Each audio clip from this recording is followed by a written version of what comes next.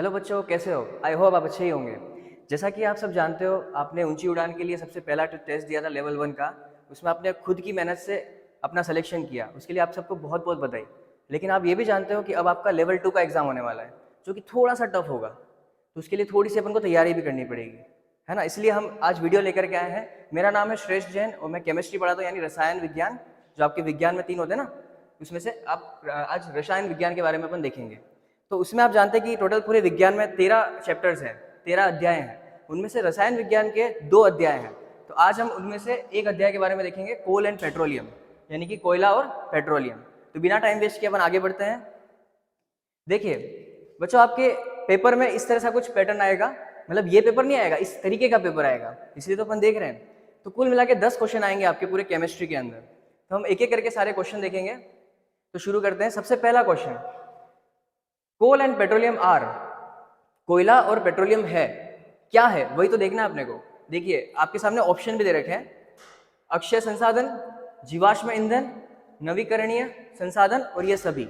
अब इनमें से क्या इसका उत्तर है? तो देखिए हम इसके बारे में थोड़ा सा डिटेल में समझते हैं, उसके बाद इस क्वेश्चन पे आएंगे फिर से। आपके सामने एक चार्ट दे रखा है, इसको ध्यान से देखिएगा। इसमें हम क्या कहना चाह रहे हैं, पहले तो आप ये समझिए कि संसाधन होता क्या है, रिसोर्स होता क्या है। देखिए कोई भी ऐसी चीज जिसका हम इस्तेमाल कर सके वो क्या कहलाता है, संसाधन। जैसे कि ये पेन, ये स्मार्ट बोर्ड, मोबाइल, ये सब है। लेकिन ये संसाधन तो हमने बनाए, इंसानों ने बनाए, मतलब हमने मतलब इंजीनियर्स ने बनाए, जिसके लिए आप अभी ऊंची उड़ान में आ रहे हैं, इंजीनियर्स है ना। तो कुल मिला के इंसानों ने बनाए। लेकिन हम यहाँ किन संसाधनों की बात कर रहे हैं, जो प्राकृतिक है, जो प्रकृति ने बनाए हैं। जैसे कि ऐसे कौन सी चीजें जो प्रकृति ने बनाई और जिसका हम इस्तेमाल कर सकते हैं, जैसे पानी, हवा, ये सारी चीजें। तो जितने भी प्राकृतिक संसाधन हैं वो भी 2 तरह के होते हैं। एक वो जिनका हम इस्तेमाल करते हैं और उन्हें हम खत्म कर देते हैं, जो खत्म हो सकते हैं हमारे द्वारा।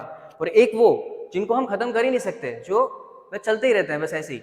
जैसे तो कौन कौन से हो गए, एक तो होगा इनएग्जॉस्टिबल नेचुरल रिसोर्स और दूसरा एग्जॉस्टिबल नेचुरल रिसोर्स। तो देखिए ध्यान से, एक बोला अक्षय प्राकृतिक संसाधन और दूसरा है समाप्त होने वाले प्राकृतिक संसाधन। ठीक है, देखिए हमने कहा कि जो कभी खत्म ही नहीं होते हैं हमारे द्वारा, हम बस जितना चाहे उतना यूज कर सकते हैं। तो वो कौन से हो गए, मेन चीज यहाँ पे है इसके एग्जाम्पल्स।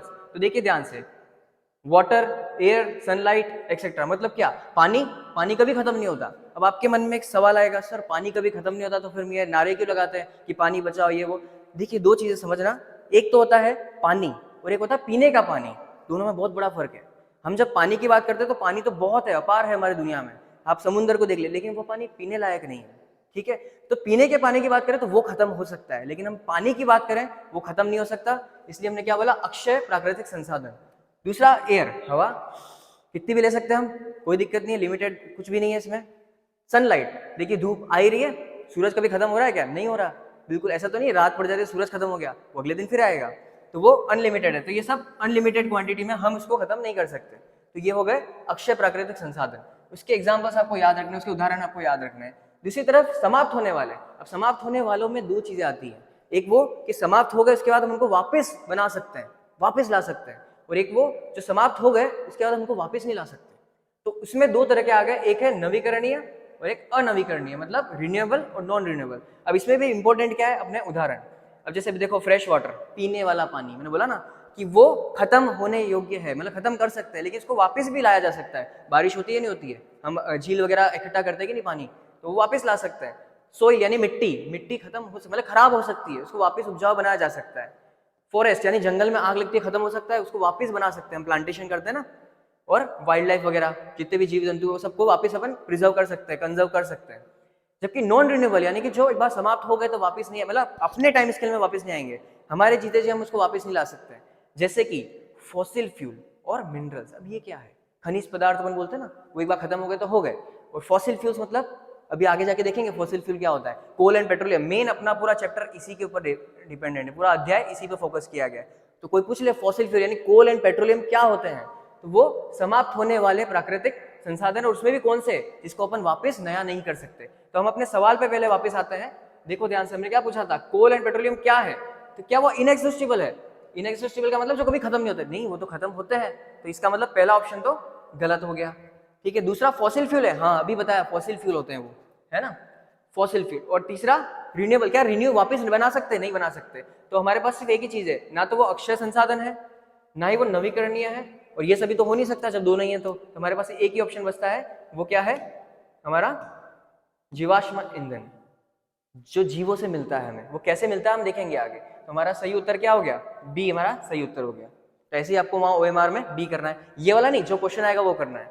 आगे बढ़ते हैं, देखिए उसी से रिलेटेड एक और क्वेश्चन है, which of the following is not an inexhaustible resource, निम्नलिखित में से कौन सा एक अक्षय संसाधन नहीं है। अब देखो इस वाले क्वेश्चंस में एक चीज अपन को ध्यान रखनी है, जब ये नहीं शब्द आता है ना, तो इसको अपन को अपोजिट कर देना है। मतलब ये पूछ रहे हैं इनएग्जॉस्टिबल का मतलब क्या होता है, जो कि कभी खत्म नहीं होते। तो ये पूछ रहा है कभी खत्म नहीं होने वाला नहीं है, मतलब खत्म होने वाला कौन है, ये पूछ रहा है। जैसे कि ऑप्शन क्या दे रखे हैं, जल, क्या जल कभी खत्म होता है, नहीं, मैंने पहले बताया था पीने वाला जल होता है, लेकिन ये वाला नहीं। वायु, वायु कभी खत्म नहीं होती। सूर्य का प्रकाश कभी खत्म नहीं होता, लेकिन कोयला, कोयला लिमिटेड क्वांटिटी में है, वो खत्म हो सकता है। तो अपन को पूछा क्या है, कौन सा इसमें से खत्म नहीं होने वाला नहीं है, मतलब कौन सा खत्म होने वाला है, तो कोयला, इसका सिंपल सा आंसर। हमने देखा भी था कोयला किसके अंदर आता है, कौन सी कैटेगरी में आता है, फॉसिल फ्यूल की कैटेगरी में। ठीक है, अगला क्वेश्चन देखते हैं। उसके जैसा ही क्वेश्चन है, which of the following is renewable resource, मतलब इसमें से कौन सा नवीकरणीय संसाधन है। मैंने पहले ही बताया कि कुछ होते हैं जो खत्म हो सकते हैं लेकिन इसको वापस बनाया जा सकता है। तो इनमें से आप थोड़ा दिमाग लगा के बताइए कि इसमें से कौन सा है जो वापस बनाया जा सकता है। क्या ताजा पानी वापस ला सकते हैं, हाँ बिल्कुल ला सकते हैं, बारिश होती है, बताया था अभी थोड़ी देर पहले। मिट्टी, बिल्कुल उसको उपजाऊ बना सकते हैं वापस से। जंगल, बिल्कुल पेड़ पौधे हम उगा सकते हैं, फिर से जंगल बन सकता है, प्राकृतिक तरीके से भी बनता है। और इसका मतलब तीनों के तीनों है, तो आंसर क्या करेंगे, तीनों को टिक करेंगे, नहीं, हमें ये सभी टिक करना है, मतलब डी ऑप्शन। वही सेम चीज है, बताया था, ये रहा फ्रेश वाटर, सॉइल, फॉरेस्ट, तीन ऑप्शन है, मतलब ये सभी। ठीक है, आगे बढ़ते हैं, नेक्स्ट क्वेश्चन।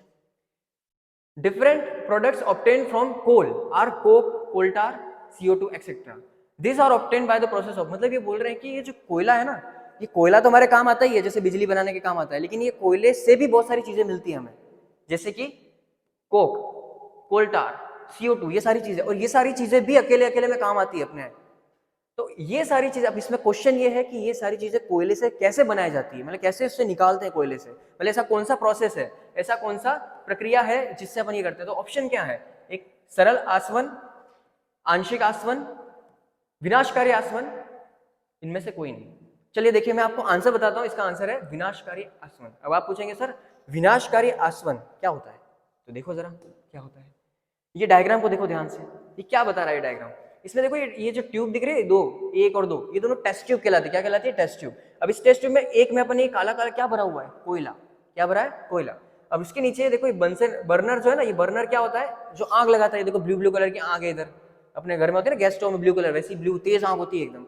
इसको क्या करते हैं, आगे से पैक कर देते हैं, और यहाँ से उस ढक्कन के अंदर से भी क्या होता है, कॉर्क कहलाता है, इस ढक्कन को क्या बोलते हैं, कॉर्क। इसके अंदर से पाइप निकलता है, खोखला पाइप, जैसे स्ट्रॉ होती है ना उस टाइप की। तो यहाँ से इसको भी बंद कर रखा है। अब यहाँ पे क्या हो रहा है, इसमें पानी भर रखा है, देखो वाटर है ना, और यहाँ पे क्या करेंगे, इसको गर्म करेंगे। जैसे कोयले को गर्म करेंगे, अब यहाँ नॉर्मल कोयला जब बाहर गर्म होता है और यहाँ गर्मी में बहुत डिफरेंस है। एक डिफरेंस क्या है कि इसमें ऑक्सीजन की प्रेजेंस नहीं है, बिना ऑक्सीजन के प्रेजेंस के। तो यहाँ बिना ऑक्सीजन के क्या होगा, जब ये कोयला गर्म किया जाएगा, ऑक्सीजन में अगर गर्म किया तो नॉर्मल जो कोयला जलता है हमारे बाहर वैसा जलेगा, लेकिन अगर बिना ऑक्सीजन के अगर जलाया गया तो इसमें से क्या होगा, ये सारी चीजें निकलेंगी, कोल गैस, एक तो CO2 निकलेगी साथ में, फिर कोल टार निकलेगा, जो हमने बोला ना सारी चीजें कोल टार वगैरह वो सब इस प्रोसेस से निकलता है। इस प्रोसेस को कहते क्या है, डिस्ट्रक्टिव डिस्टिलेशन। क्या बोलते हैं, डिस्ट्रक्टिव डिस्टिलेशन, यानी कि विनाशकारी आसवन। आप याद रखना ये चीज, ठीक है, क्या क्या निकलता है ये भी याद रखना इसमें से। Next, which is the poorest quality of coal. Quality of coal क्या, कोल जो होता है, जो कोयला है वो भी अलग अलग तरीके का आता है, उसकी क्वालिटी कैसे नापी जाती है, उसका कैसे अपन गुणत्व कैसे देखें उसका। तो अब पूछा गया खराब, पहले तो देखते कैसे गुणत्व, तो उसके अंदर एक कार्बन तत्व होता है, कितना ज्यादा कार्बन तत्व है उस पर डिपेंड करता है कि उस कोयले की क्वालिटी कैसी है। अगर ज्यादा कार्बन होगा तो उतनी ज्यादा अच्छी क्वालिटी, जितना कम कार्बन होगा उतनी कम क्वालिटी। तो इसमें देखते हैं अपन कि कितने तरह के कोयले होते हैं, कुल 4 तरह के कोयले होते हैं। देखिए चारों के नाम देख लीजिएगा, हिंदी में भी वही नाम होते हैं जो इंग्लिश में है। पीट, पीट मतलब किसी को पीटना नहीं है, इसका नाम है पीट, है ना। लिग्नाइट, बिटुमिनस और एंथ्रासाइट। ठीक है, अब देखिए इसमें क्या अपन क्या कह रहे हैं कि इसमें कार्बन का कंटेंट देखिएगा ध्यान से, यहाँ पे लिखा है 92 से 98%। किसमें, एंथ्रासाइट में।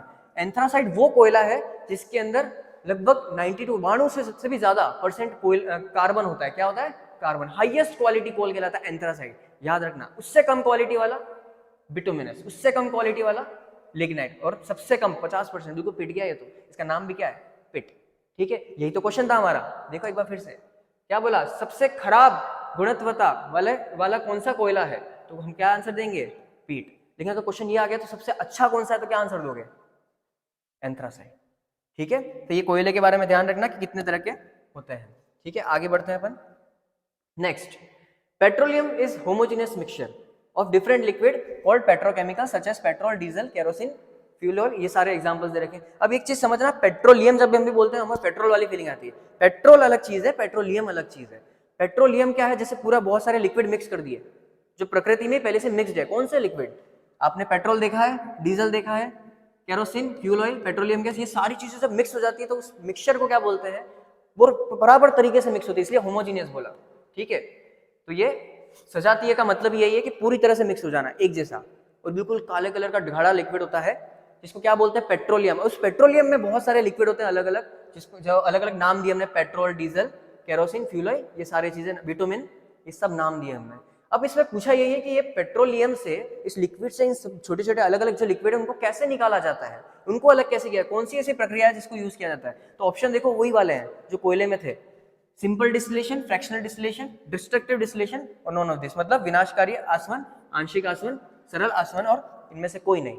तो हमें याद है कि कोयले में से जो अलग अलग चीजें की थी वो कौन सा था, विनाशकारी आसवन। तो वैसे ही पेट्रोलियम में से जो उसके अलग अलग पेट्रोकेमिकल जिनको बोलते हैं, जो अलग अलग निकाले ना अपन ने लिक्विड, तो वो किससे होते हैं, आंशिक आसवन। अभी आंशिक आसवन क्या होता है, फ्रैक्शनल डिस्टिलेशन क्या होता है, एक हल्का सा ब्रीफ देता है, वैसे तो बहुत डिटेल प्रोसेस है लेकिन आपको हल्का सा बताते हैं। ये डायग्राम देखिएगा जरा, यहाँ पे क्रूड ऑयल लिखा है, क्रूड ऑयल का मतलब पेट्रोलियम ही होता है। क्रूड ऑयल पेट्रोलियम को ही दूसरा नाम है क्रूड ऑयल। अब इसको क्या करते हैं अपन, गर्म करते हैं पहले, अंदर आग नहीं लगानी है, वो तो ब्लास्ट हो जाएगा, बाहर से आग लगानी है अपन को। ठीक है, इसको गर्म करना है। तो गर्म देखो ये लाल लाल हो रहा है, यहाँ से गर्म होते ही क्या होता है, कोई भी लिक्विड को गर्म करोगे वो क्या होगा, सीधा गैस में कन्वर्ट होगा। अब ये सब गैस में कन्वर्ट हो जाते हैं, 300 से भी ज्यादा डिग्री, 350 डिग्री से भी ज्यादा अपन गर्म कर देते हैं। लेकिन अब क्या होता है, हर लिक्विड का एक तापमान होता है, हर तरल पदार्थ का एक तापमान होता है जिसपे वो उबलता है, सबका अलग अलग होता है। तो इसमें जो मिक्सचर है, इतनी सारी चीजें, उसमें कुछ ऐसे लिक्विड भी होगा जो 300 डिग्री गर्म करने के बाद भी वो लिक्विड का लिक्विड ही रहा, तरल ही रहा। तो जैसे कि बिटुमिन, जो कि रोड बनाने में काम, आपने देखा भी होगा रोड पे छिड़कते हैं, काले कलर का लिक्विड होता है ना, तो वो लिक्विड का लिक्विड ही रहता है, गर्म करने के तो वो अलग हो जाता है, निकल जाता है। वैसे ही धीरे धीरे क्या होता है, कोई गैस 300 पे ठंडी हो जाती है तो वो अलग निकल जाती है, लुब्रिकेशन ऑयल, है ना। उसके बाद और थोड़ा ठंडा होने के बाद अलग हो जाती है, और ठंडा होने के बाद डीजल अलग हो जाता है, उससे भी ठंडा होने के बाद पैराफिन, मतलब केरोसिन। अब आप सोचेंगे केरोसिन के आगे एरोप्लेन क्यों बनाया, जी हाँ, एरोप्लेन के अंदर केरोसिन यूज होता है, लेकिन अपने घर पे जो लोकल केरोसिन है वो नहीं, एक स्पेशल ग्रेड का केरोसिन होता है, एविएशन केरोसिन, वो यूज होता है। इसके अलावा नेफ्था, फिर पेट्रोलियम जिसको गैसोलीन भी बोलते हैं। आपको पता है ना, पेट्रोलियम देखो कितना लिखा है, 25 से 60 डिग्री, यानी इतना ठंडा होता है तब जाकर के वो लिक्विड में कन्वर्ट होता है। यानी थोड़ा सा भी गर्म कर दो अगर पेट्रोल को, वो उड़ जाता है। 25 डिग्री यानी नॉर्मल तापमान से थोड़ा ज्यादा हो गया तो उड़ना शुरू हो जाएगा। यानी कि आपने देखा भी होगा, अगर हम गाड़ी का ढक्कन खोलते तो फट से पेट्रोल उड़ना शुरू हो जाता है, वो इसीलिए होता है क्योंकि उसका उड़ने का तापमान बहुत, बोले तो बॉइलिंग पॉइंट है ना। फिर उसके बाद कुछ ऐसा भी होता है इसके अंदर मिक्सचर में जो 25 डिग्री तक आने के बाद भी वो गैस का गैस ही रहता है, जिसको हम पेट्रोलियम गैस बोलते हैं, जिसको हम अपने घर में सिलेंडर के अंदर यूज करते हैं, लिक्विफाइड पेट्रोलियम गैस के नाम से, एलपीजी जिसको बोलते हैं। तो ये पूरा प्रोसेस है। तो कुल मिला के हमारा मेन चीज क्या थी कि हमें देखना है कि ये कौन सा प्रोसेस है जिससे पेट्रोलियम में से हम अलग अलग करते हैं सारे पेट्रोकेमिकल्स को। तो वो कौन सा है हमारा, फ्रैक्शनल डिस्टिलेशन। क्या बोलते हैं इसको, फ्रैक्शनल डिस्टिलेशन, यानी आंशिक आसवन। आगे बढ़ते हैं, next question, main constituent of CNG and LPG. देखो अभी एलपीजी बोला था हमने, लिक्विफाइड पेट्रोलियम गैस। अब ये पूछ रहे कि एलपीजी तो है, उसमें मेन कंटेंट क्या है, और सीएनजी आपने बहुत फेमस सुना होगा, आजकल सीएनजी बहुत चल रहा है। तो सीएनजी और एलपीजी के अंदर मेन कंटेंट क्या है, मेन कंस्टिट्यूएंट क्या है, तो एक बार हल्का सा अपन इसका देख लेते हैं कि होता क्या क्या है उसके अंदर।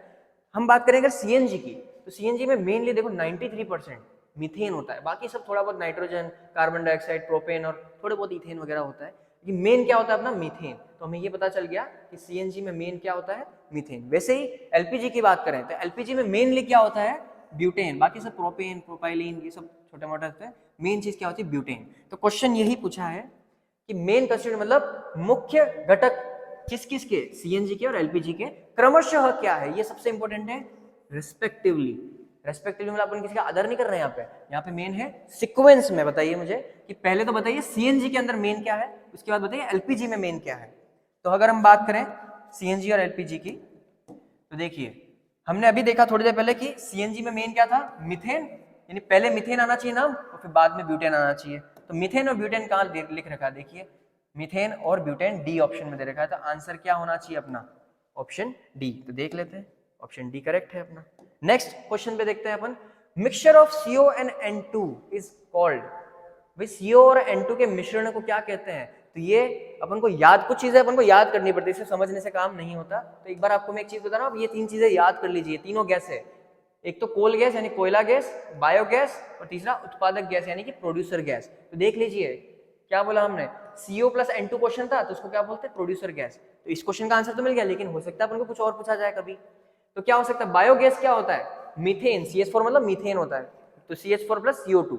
और कोल गैस क्या होता है, अभी थोड़ी देर पहले कोल गैस आया था, याद हो आपको, डिस्ट्रक्टिव डिस्टिलेशन में, तो वो होता है methane plus H2 plus CO, यानी CH4 plus H2 plus CO। तो ये तीनों चीजें आप याद कीजिएगा, ठीक है। ये जो पूरी PDF है आपको डिस्क्रिप्शन में मिल जाएगी नीचे, आप इसको डाउनलोड कर दीजिएगा, है ना, उससे आपको पूरा हो जाएगा। अब तो हमारे को क्वेश्चन क्या था, CO प्लस N2, तो CO प्लस N2 मतलब प्रोड्यूसर गैस, क्या बोला हमने, CO प्लस N2 मतलब प्रोड्यूसर गैस मतलब उत्पादक गैस। तो आंसर क्या हो जाएगा अपना, उत्पादक गैस, हमारा बी आंसर करेक्ट है, ठीक है, आंसर बी इज करेक्ट।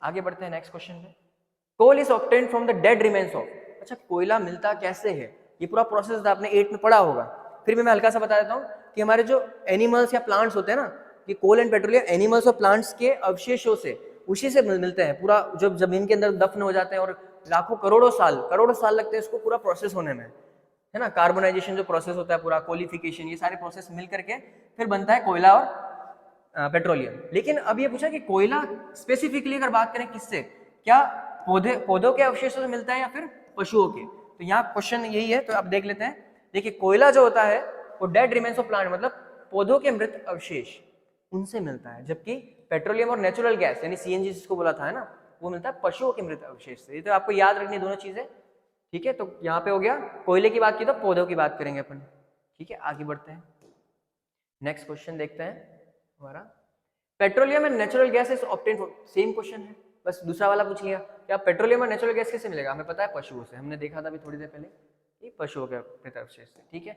तो ये हमारा आज का लेक्चर कंप्लीट होता है। तो अब रसायन विज्ञान का दूसरा लेक्चर हम नेक्स्ट वीडियो में मिलेंगे, तब तक के लिए मस्त रहिए, स्वस्थ रहिए, हमेशा पढ़ते रहिए, है ना। Thank you.